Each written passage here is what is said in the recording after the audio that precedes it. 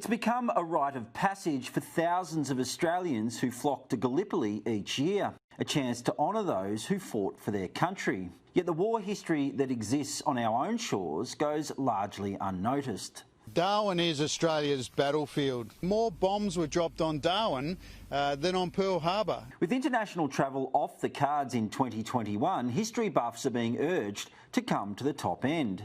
Australians who would normally go to Gallipoli or the Western Front, who would walk the Kokoda Trail or go to Long Tan in Vietnam, should come up to Darwin. February 19 next year will mark the 79th anniversary of the bombing of Darwin. More than 230 people were killed on that day in 1942. It was just one of hundreds of bombings across northern Australia during the Second World War.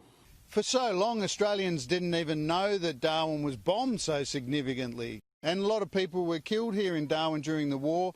We're very proud of our military history. We want to show it to the rest of the country. The city hosts a range of attractions commemorating its unique place in Australian history. They include the Darwin Aviation Museum, the Military Museum at East Point, and the Royal Flying Doctor's Bombing of Darwin experience at Stokes Hill Wharf, where the first bombs were dropped in 1942. Darwin's war history didn't finish with the end of World War II. In 1999, the city was the staging ground for Interfet, the international peacekeeping task force sent to East Timor.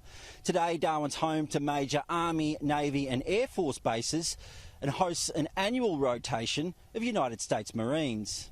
Former soldier Luke Gosling served in East Timor before joining the Australian Parliament. We need to be teaching our kids about this history because it's a history that we can be proud of. And while the Darwin wet season can bring driving rain, searing heat and stifling humidity, locals say that shouldn't be enough to deter potential tourists.